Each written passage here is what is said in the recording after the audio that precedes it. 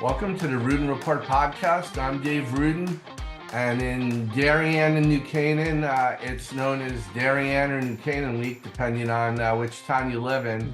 And the rivalry, which right now, I will say the football is going to get the most attention, but I don't remember any FCX sport with rivals playing on such a high level as the Darien and New Canaan girls lacrosse teams have been the past few years in particular. And joining me right now, we have a big game Thursday afternoon in Darien. Joining me to preview the game and talk about all things girls lacrosse is New Canaan coach Kristin Woods. Kristin, thanks for taking the time here.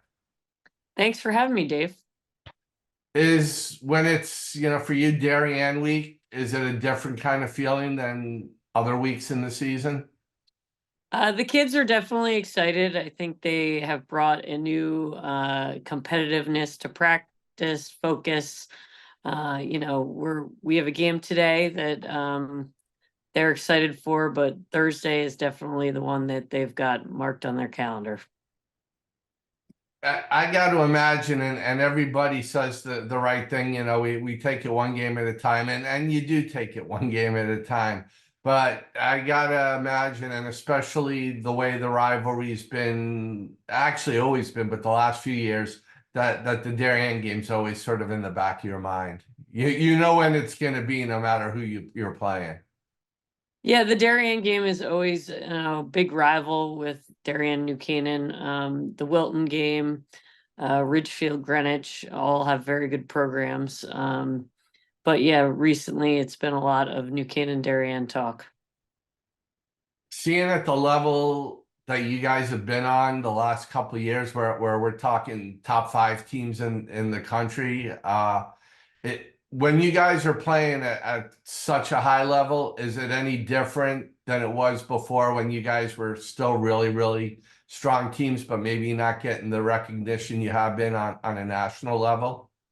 I've found in the last few years, our girls have really put in a lot of time and effort to get better and to, be not only top-notch lacrosse players, but top-notch athletes. Most of my kids that are impact players play 2 and 3 sports.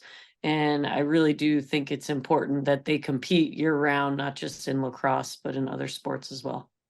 No, you got a couple of really good hockey players, some really good soccer players, and some others in sports I'm probably not thinking of. Let's just talk about your team for a little bit, because I actually got to see you play Ridgefield, and somebody asked me what I thought of your team, and right off the bat, the thing I think that's most noticeable is the athleticism you have on the field. You've had some pretty athletic teams. This has to rank with the best of them.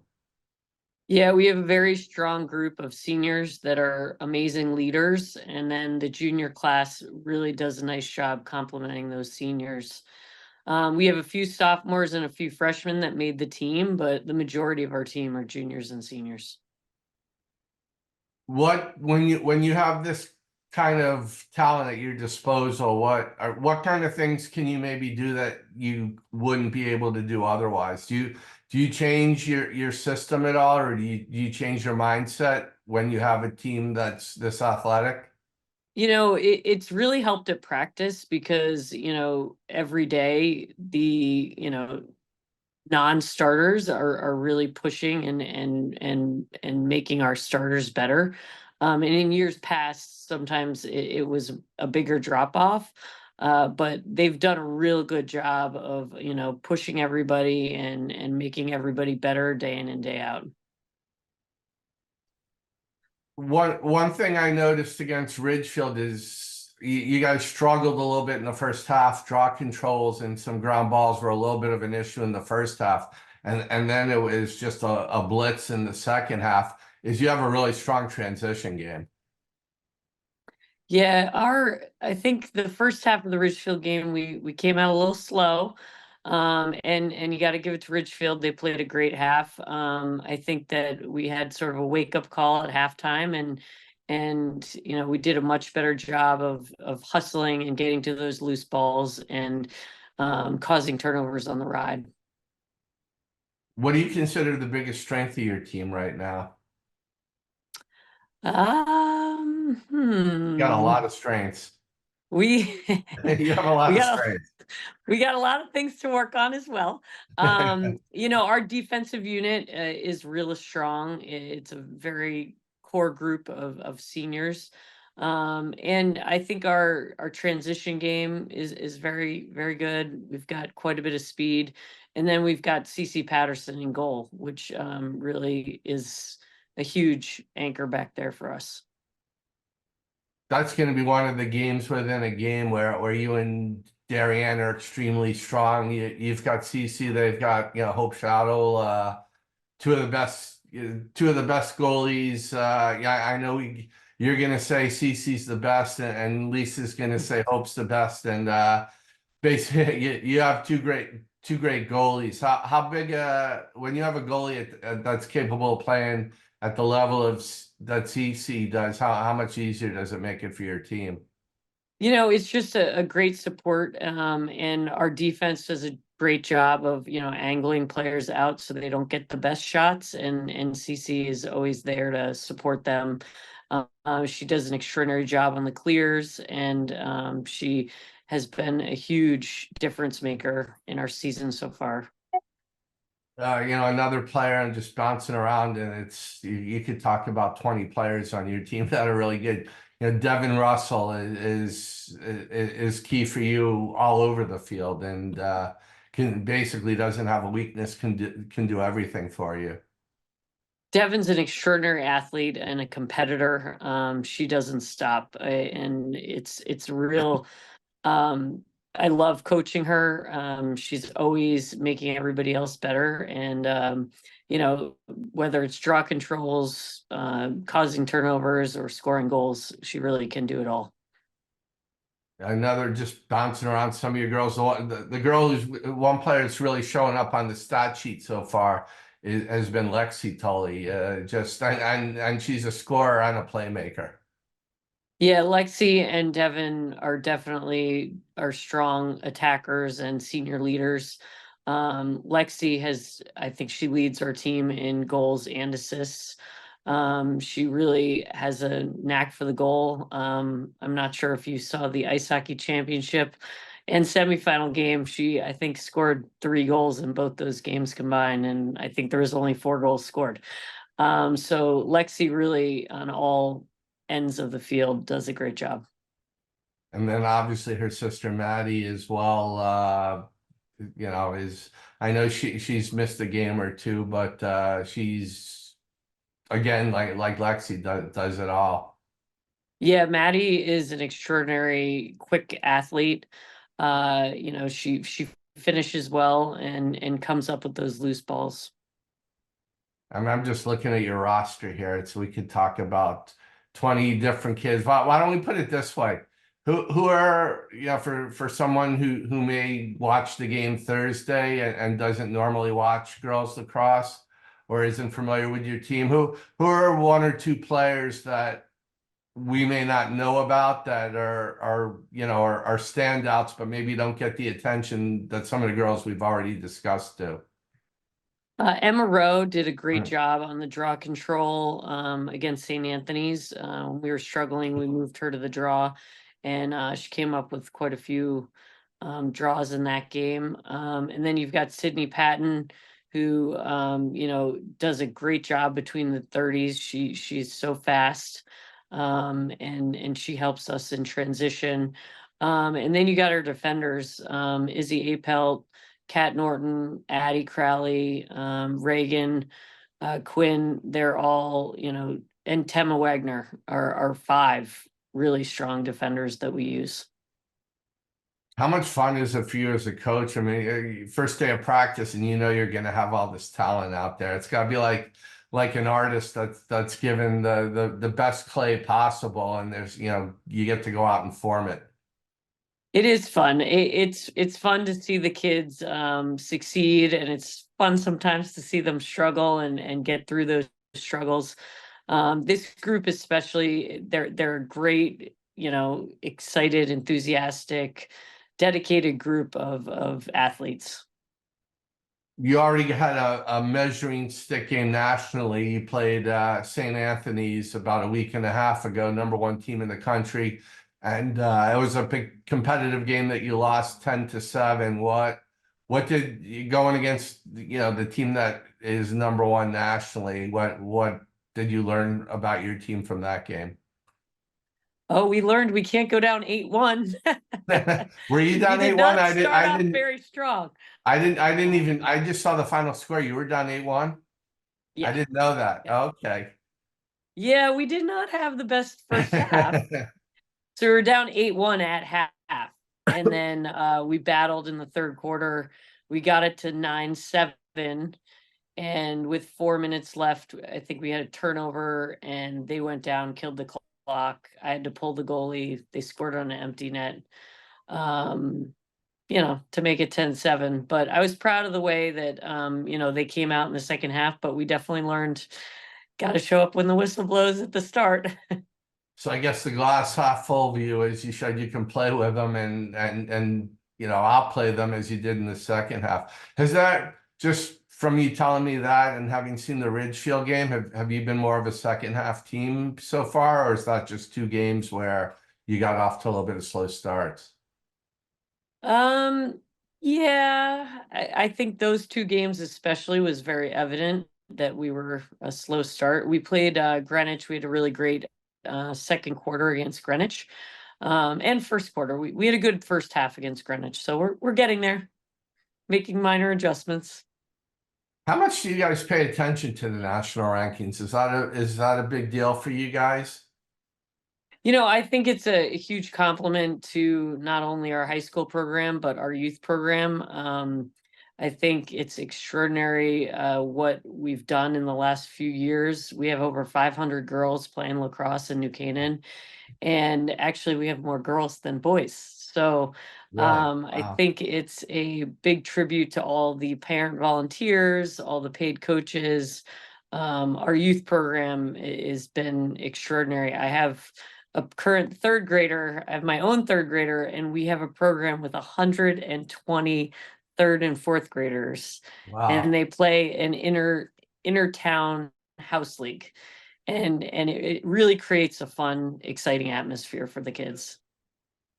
Yeah, it's people ask me more with football, why is New Canaan always good in football? I said, go look at youth football night and there's 300 kids out in the field. It's the exact same thing for you with May I have girls your attention, lacrosse. please? The library. Sorry, will I have an close at announcement. 3 Hold on. o'clock That's today. okay. Thank you. I hope they were saying listen to the podcast this week. Kristin's going to be There on. you go. And you know what? It's also a compliment to Connecticut girls lacrosse because we're getting you, Darien, Woolton is usually up there, Ridgefield's up there a lot. It's really, have you noticed that just in terms of, well, #1, you're scheduling the best team, so you're getting the teams from Maryland, you're getting the best from New York, so basically you want to play everybody and everybody wants to play you too. If it's a compliment that. I doubt that there's any team you've talked to that has said no. Yeah, and it's exciting to see all of the Fairfield County kids playing at the next level. I mean, we've got so many great players that I'm able to follow, and they're really making huge impacts on quite a few of the nationally ranked teams. You watch a lot of North Carolina games, I guess, with the Harden sisters, and Yep. I'm blocking on where some of your other girls are, but And the Humphreys, I've got a few at Cornell. I've got a kid at Northwestern right. and Brown, and I could go on and on. It's pretty cool. I actually, if I'm channel surfing on a weekend and you see a lacrosse game, men's or women's, you put it on because you're going to see somebody you covered in high school. Yep. I think people will probably say you're the favorite against Darien. You may not look at it that way, but preseason you guys have been ranked slightly higher. Darien certainly they played St. Anthony's last week and lost to them in triple overtime. So What's your view of the We game? have some AirPods that how do belong you to look a at it? jet. Sorry, I've got another school announcement. That's Please come okay. to the main office at 8 years. Thank you. The end of the day here. Sorry about that. It's okay. How do you look at, do you for you guys, it probably doesn't even matter whether you're looked at as the favorite or the underdog. You just want to win. Yeah, no, it doesn't matter. It doesn't matter at all. I think just the excitement behind the game and the back and forth rivalry in the last few years, it definitely creates a fun atmosphere. It's been kind of interesting. The last 2 years, Darien's gone through the regular season unbeaten. 2 years ago, you beat them in both the FCAC and the state championships and lost to them in both last year, though that wild state championship game where you guys made a dramatic comeback and came real close to scoring the tying goal. Is it one of those things you guys bring out the best in each other? Yeah, and I think we make each other better. I think that, it's always a challenge. And no one's letting up until that last whistle blows. And just for some perspective, if you were told you could only win one of the two, and you were given Dave, you asked Darien. me this question too many times. I know I did. I've asked you. I don't remember what I've lost too many brain cells to remember. I'm gonna win them all, Dave. There you Well, go. I know you that. But if it was St. Anthony's and Darien, and you could only win one of the two games, is it Darien? Well, we already lost to St. Anthony, so I guess it would have to be Darien. If I asked you that question in March, what would I mean? You do want to win. Is one more important than the other? No, they're both just as important. I know your girls would say, I'm sure. I think both are important. Okay. Want to win them all, Dave. Okay. I just, I have to ask. I expected the answer, but is there anything that you see? I mean, you just got two great teams. Is there anything that you see is going to be real key to the outcome Thursday? I think the 50-50 balls are really important. I think that, just executing the little things and finishing our shots. I think that that's one area that we've been focusing on is once we have a shot, making sure you capitalize on it. Yeah, I've been hammering home to everybody that doesn't follow girls lacrosse what this rivalry has been like the last few years. And I differentiate the last few years, not because it's never been, competitive and so intense, but I don't know if people realize that we're seeing two great teams, that are considered contenders to be the #1 team in the country, not just really good teams. Is there a part of you that's able to kind of take a step back and just appreciate what you're a part of right now? Yeah, no, I always appreciate, the town and everybody's excitement behind our sport.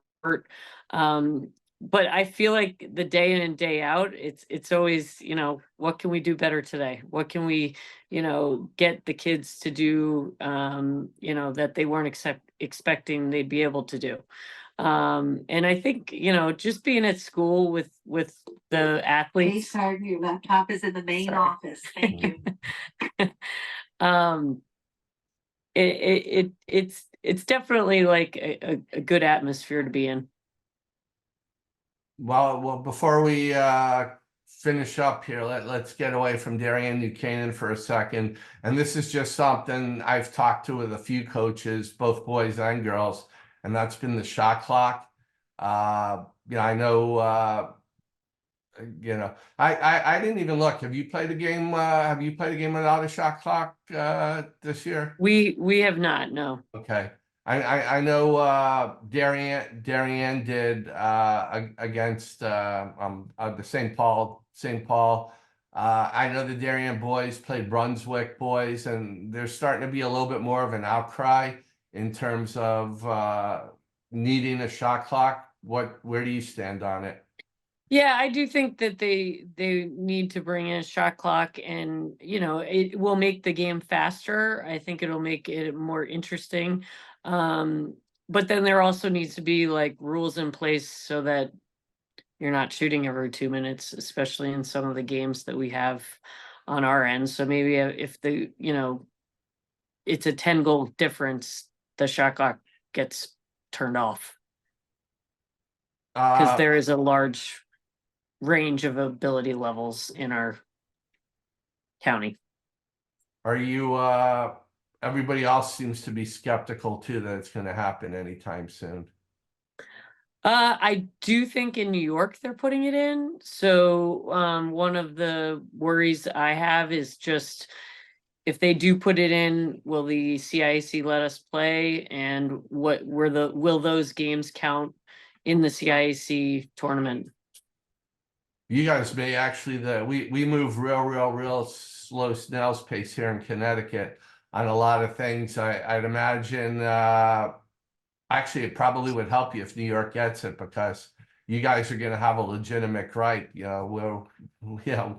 It's not fair for you just to play, Connecticut schools. I'm sure a lot of people wouldn't mind watching you and Darien playing a best of 11 series, but that's not really feasible. And after a while, it takes away from it all. So maybe it's a good thing that every surrounding states are, because it's going to kind of force the state's hand, I think, then to let you guys be able to do But Yeah, it.